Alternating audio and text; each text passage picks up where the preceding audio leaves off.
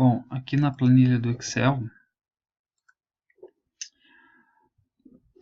o que eu fiz aqui? Eu coloquei então uma primeira aba com os dados brutos, então todas aquelas informações que eu tinha feito no laboratório estão aqui, né?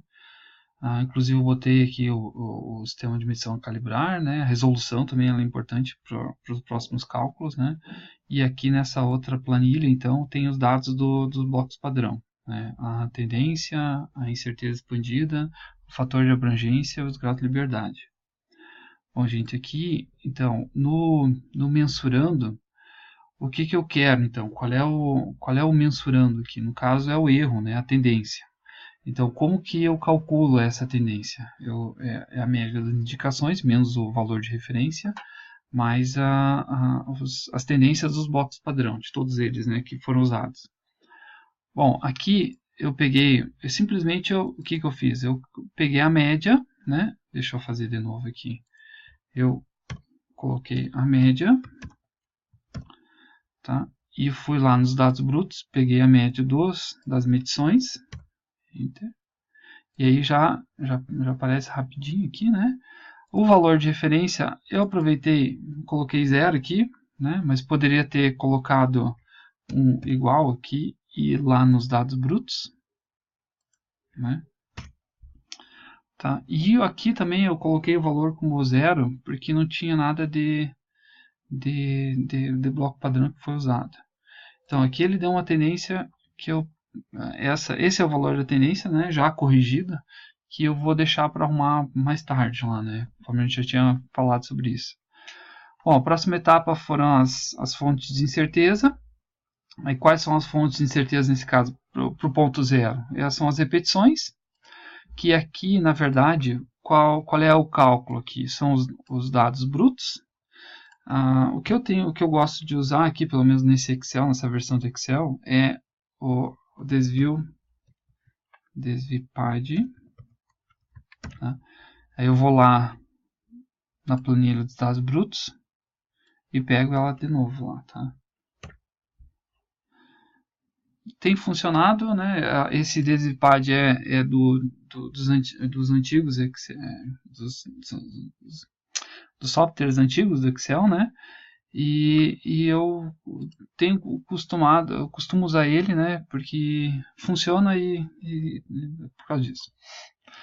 Bom, aqui eu já aproveitei e já coloquei o número de medições que foram feitas, né?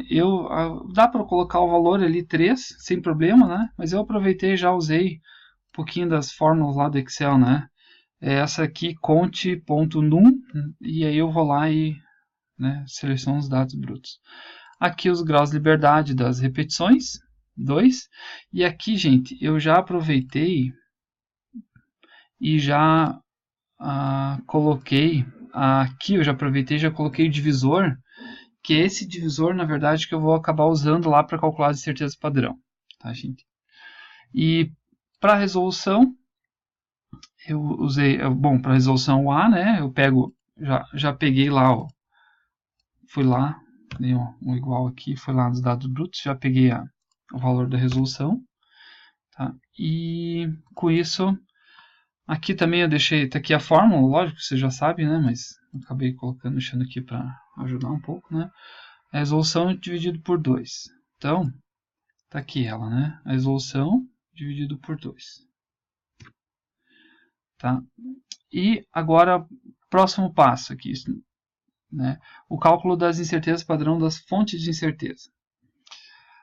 Então, das repetições, eu acabei deixando aqui, de novo, aquela velha história, né? Aqui a incerteza padrão, ela é o desvio padrão dividido por raiz de n. Então, esse raiz de n é o divisor. Então, foi por isso que eu acabei, justamente para facilitar os cálculos e o entendimento, né? Aqui, na verdade, o que eu fiz? Eu peguei o S, que é o desvio padrão, né? E aí peguei aqui o divisor, dividi um pelo outro. Vocês podem fazer também dividido por raiz de 3 direto, tá? Mas é que normalmente a gente não faz, a gente não coloca a gente separa direitinho para não dar muita confusão. assim como eu fiz para a resolução também. A resolução, vocês podem ver aqui, né? A resolução é o A dividido por raiz de 3. E é o que está feito aqui, né? Simplesmente peguei o A e dividi pelo divisor raiz de 3. Bom, aí o que eu fiz? Calculei a incerteza padrão combinada.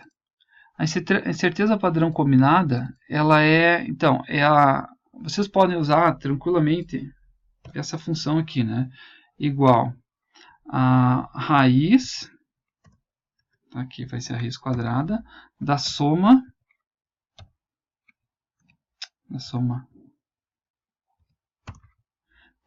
quad, né, que significa soma quadrada, desses valores aqui. Fecha parênteses, fecha parênteses. Tá? Que é o que representa exatamente essa equação aqui, né? E agora, gente, os graus, bom, muito fácil, né? Só simplesmente a raiz quadrada da soma quadrática, né? Daqueles termos lá em cima. Agora o próximo passo é os graus de liberdade. Daí, como a resolução, né, ela tende a zero, né? E eu posso simplificar a equação aqui colocando, né, incerteza combinada na quarta, vezes os graus de liberdade das repetições, dividido pela incerteza padrão das repetições na quarta. E aí foi o que eu fiz. Peguei aqui, só que eu separei, não deixei tudo numa célula só. Eu coloquei separado, tá? E aí coloquei tudo, né? A incerteza combinada na quarta, né? Potência. Aqui os graus de liberdade eu peguei lá de cima. Opa, tá aqui. Tá? E a incerteza das repetições está aqui em cima. Tá? Então, aí o que eu fiz? Peguei, dividi, né, a incerteza combinada na quarta, né, vezes os graus de liberdade das repetições sobre a incerteza das repetições na quarta. Tá? E aí, só que como a gente faz, né, a gente trunca esse valor. Então, ao invés de dar 6, alguma coisa, não, já deixamos em 6 aqui. Próximo passo, gente, é o fator de abrangência. O fator de abrangência, então, eu uso essa função aqui, ó, inversa de t. Tá? E aqui eu uso, na verdade, como probabilidade, eu uso 0,0455. Por quê? Porque 1 é 100, né? Menos 95,45. Né? Opa. Tá? E daí, claro, dividido isso por 100, né? Que é a porcentagem, dividido isso por 100. Aí aqui está a minha probabilidade que eu tinha trabalhado, né? 100 menos dividido por 100, que vai dar o 0,045. Na verdade, eu estou pegando o nível de significância, que é o complemento do 100, né, para a probabilidade de 95,45%. Tá? E aqui está os graus de liberdade que eu quero. Opa, esse aqui até está errado, tem que fazer uma modificação. Na verdade, a primeira é a probabilidade e o segundo é os graus de liberdade efetivos, como está pedindo a equação aqui. Então, aqui, os graus de liberdade 6. Tá? Essa aqui, então, essa é a função inversa de t. Tá, gente? Para o nível de significância, então, de 0,0455. Tá? E aí, então, ao invés de usar a tabela, tá? Vocês até podem confirmar lá, confirme isso, para aqueles graus de liberdade, né, que a gente está trabalhando lá, para os graus de liberdade efetivos aqui, né, e para probabilidade, dá uma olhada lá na planilha lá na tabela lá do Albertazzi que está lá, tá, gente? E, bom, próximo passo, então, é o cálculo da incerteza expandida. Então, eu pego, simplesmente multiplico a incerteza combinada vezes esse t de student. Tá? E por último, o resultado da medição. Então, eu pego primeiro a tendência que eu quero, né? O erro. Tendência é igual ao erro, né, gente? Mesma coisa, eu pego o erro lá daquela primeira célula, né? Aquela primeira etapa lá que nós calculamos, tá? E aí, a incerteza expandida, eu pego esse valor aqui, né? E aí tem um detalhe. A gente vem comentando, né, que a gente tem que sempre arredondar o erro para cima, deixar o erro sempre estimar para a pior situação, nunca para a menor situação, né? Então, arredondar, né, para cima, tá? Aquele valor ali. E aqui no diz ali a próxima etapa ali, o número, né? A próxima etapa diz o número de dígitos. Então eu quero 2 dígitos. Tá? Claro que a regra aqui, no caso, a gente tem que adaptar para aquela regra, né? Que é no máximo 2 algarismos significativos. 1 ou 2 algarismos significativos. Então, gente, a próxima etapa, então, é agora que eu fiz toda essa planilha aqui, agora fica muito mais fácil, né? Eu simplesmente pego, copio ela, tá? Eu vou aqui em criar uma cópia, né? Coloco em mover para o final. E aí coloco lá, no caso, o próximo é o 2,5, tá? Mas só que eu acabei já fazendo isso, tá? E além disso, o que eu fiz? Então, agora para o 2,5 eu vou precisar dos blocos padrão. Né? Vou precisar considerar os blocos padrão. Então, foi o que eu fiz. Ó. No mensurando, eu adicionei a tendência, então o bloco padrão. Então, simplesmente eu fui aqui, ó, dei o igual, né? Do 1, no caso aqui, vim aqui.